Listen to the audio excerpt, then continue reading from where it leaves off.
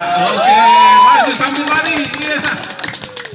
Luar biasa coach. Iya. Alhamdulillah, puji syukur hari ini kita mendapatkan satu kehormatan, mana pada kesempatan hari ini kita kedatangan tamu yang luar biasa yang sudah membawa prestasi luar biasa, baik beliau pada saat itu sebagai atlet dan juga sebagai pelatih.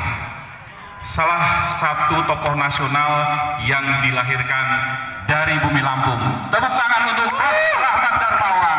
Ya. Alhamdulillah, selamat datang Coach. Selamat datang Pak Camat, Pak Kapolsek, Pak Koramil, kemudian juga atas jasa beliau spesial yaitu Pak Lurah kita, ya, Pak Masdar, yang sudah mendesain dan kemarin juga sudah koordinasi dengan saya. Ini ceritanya ya tadi saya cuplik Coach, Mestakum, semesta mendukung. Ketika ada acara itu ya sudah kita belokkan ke sini Coach, ya gitu ya. Jadi ini kita bisa hadir semua di sini, ya kita sapa dulu Coach ya. Salam sejahtera untuk kita semua, Om Swastiastu, selamat siang, dan salam sehat selalu untuk kita semua. Pada kesempatan hari yang cerah ini, dan alhamdulillah paling tidak saya begitu masuk ke sekolah ini, saya langsung diperlihatkan tentang apa sih implementasi dari keragaman yang sesungguhnya. Jadi saya bulan Oktober, November, Desember tahun lalu sampai dengan Januari, Februari, saya bawa semua keluarga saya. Kebetulan kompetisi Liga Indonesia itu sistem bubble dilaksanakan di Pulau Bali. Saya bawa ke sana, dan kemudian sekarang kompetisi jalan di era yang baru. Tapi hari ini saya ngerasa saya ada di Bali.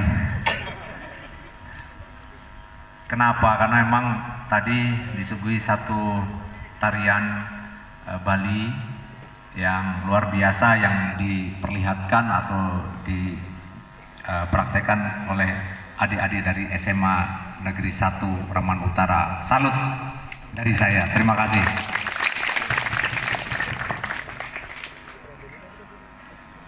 Yang saya hormati Bapak Camat Rembang Utara, Bapak Kapolsek, Bapak dan Ramil, dan Ketua Panitia, Bapak Lurah, sahabat saya, dan Bapak Kepala Sekolah SMA Negeri Rembang Utara yang sudah mengatur sehingga hari ini saya bisa ada di sini dan saling berkoordinasi dengan Pak Lurah, dan juga tentu terima kasih yang tak terhingga untuk Bapak dan Ibu Guru SMA Negeri Rembang Utara, dan juga untuk sahabat saya yang juga guru di sini, Bang Hairul, Pak.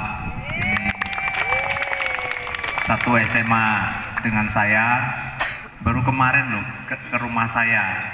Mungkin bolos nggak Pak kemarin Pak? Enggak Pak ya? Izin, ya.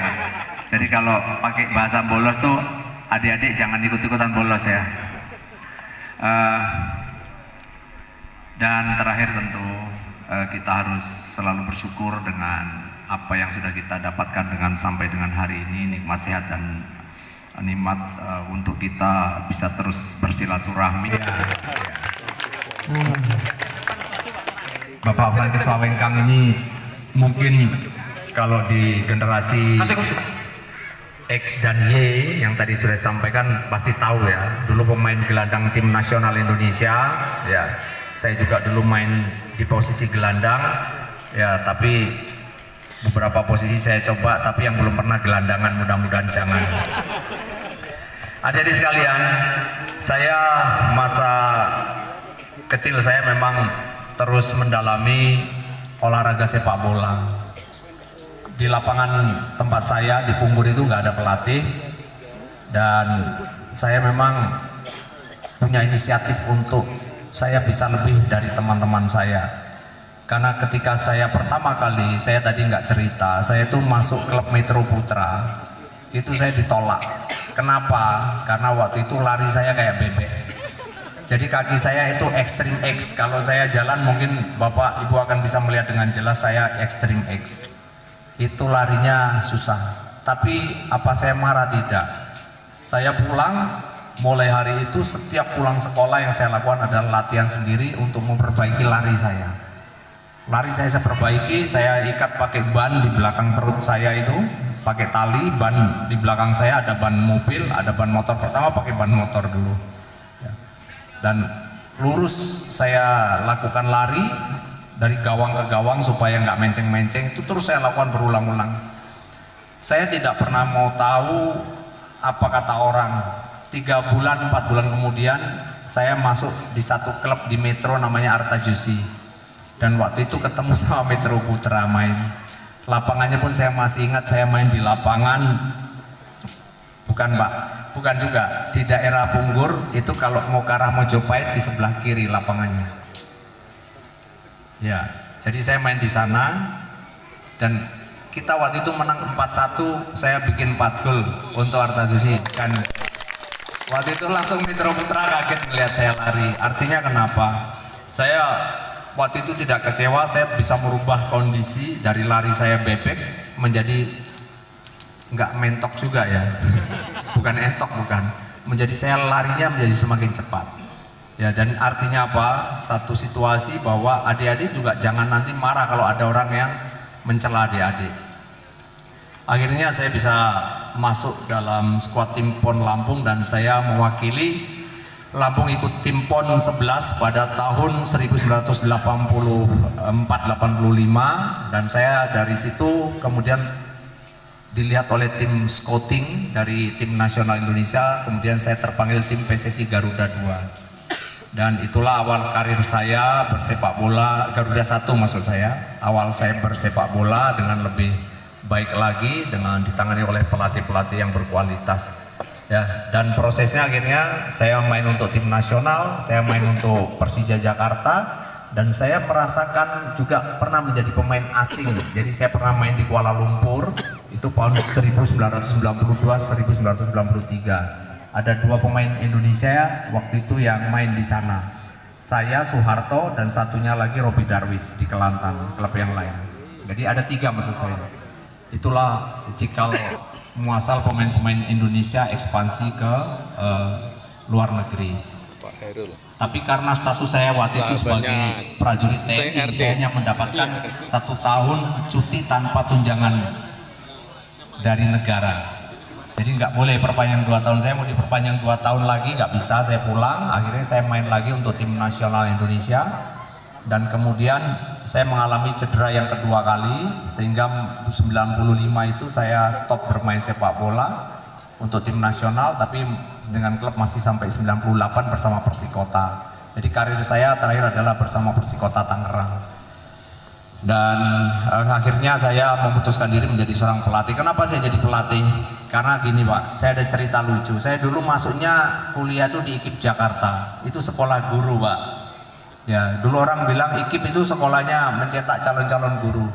Tapi saya ketika saya masuk menjadi mahasiswa di IKIP, saya itu nyesel kalau itu ternyata sekolah guru. Kenapa?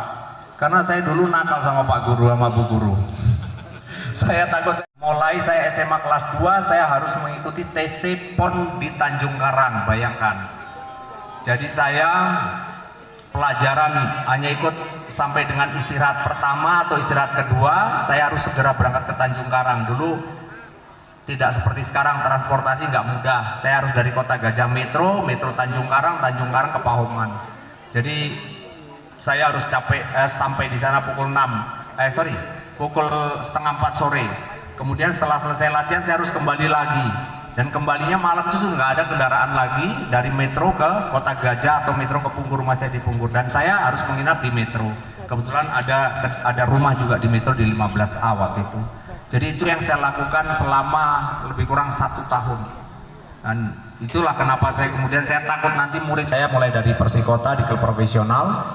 Dan ini salah satu pemainnya ini Pak, ya Pak Prasiswa Wengkang ini main untuk Persikota, dan kemudian saya sekian tahun di sana, akhirnya saya membawa lari ke Persipura Jayapura, dan itu pertama kali Persipura 2005 menjadi juara Liga Indonesia, ya. Dan begitu juga 2006 saya balik ke Jakarta, ya. 2007 saya membawa Sriwijaya FC sampai dengan 2010 itu, ya alhamdulillah dikasih rezeki menjadi juara lagi dan sekaligus double winner dan mendapat predikat 3 kali berturut-turut menjadi juara Piala Indonesia atau Copa Indonesia. Itu prestasi yang bisa diberikan oleh Yang Kuasa kepada saya dan tim waktu itu. Lalu apa yang saya lakukan dalam masa-masa seperti itu? Apakah kemudian dengan mulus saya bisa meraih prestasi? Oh tidak. Enggak ada yang mudah, tidak ada sekali lagi. Bahkan ketika saya menjadi kalau dulu saya menjadi pemain di Liga Malaysia, pada 2016 saya juga sempat menjadi pelatih di Malaysia, yaitu di klub T-Team Terengganu, dan saya berkiprah 3 tahun di sana. Dan itu tidak mudah, ya. Karena kenapa? Selalu ada masalah. Ketika di Persipura 3 bulan pertama saya sangat sulit untuk bisa beradaptasi dengan kebiasaan-kebiasaan mereka. Tapi saya tidak menyerah, ya saya mencari solusi apa yang harus saya lakukan sampai kemudian saya mendapatkan satu chemistry. Saya membuat sebuah analisa, observasi, kemudian saya menyimpulkan harus seperti ini. Hasilnya terlihat, akhirnya Persipura menjadi juara. Sama, ketika saya dipindah ke Sriwijaya, saya orang yang dicela oleh media ketika itu. Kenapa? Karena saya mendatangkan pemain-pemain yang usianya sudah sangat dibilang uzur di sepak bola. Kayamba umur 34 tahun, Renato Elias umur 36 tahun, Kari Sulianto umur 31 tahun, ada Isnan Ali umur 31 tahun. Saya dibilang sama media, Rahmat ini menghadirkan tim gaek, jadi aki-aki katanya. Tapi buat saya itu suatu celaan yang nggak usah kita pedulikan, ya. Itu celaan untuk memotivasi kita. Akhirnya ketika di awal-awal kompetisi penonton tidak ada yang datang. Dulu Sriwijaya FC itu kalau mau bertanding, panitia atau tim manajemen itu menyiapkan karcis gratis sama kaos gratis untuk penonton mau datang ke stadion. Tapi masih sepi. Tapi ketika saya mulai masuk bersama teman-teman dan membangun tim ini, kita mengalahkan Persib Bandung, kita mengalahkan Persija ketika itu langsung tanpa mereka diundang, tanpa dikasih karcis, mereka harus beli karcis, beli kaos, akhirnya mereka memenuhi stadion setelah itu. Dan kita bisa sukses. Artinya sekali lagi adik-adik, selalu akan ada tantangan, selalu akan ada kesulitan di setiap kegiatan dan aktivitas kita. Ada orang yang mungkin dalam tanda kutip nggak mendukung kita atau bahkan mungkin mencela kita. Tapi itu dinamika untuk kita membangun diri kita menjadi orang yang punya mental harus lebih baik lagi.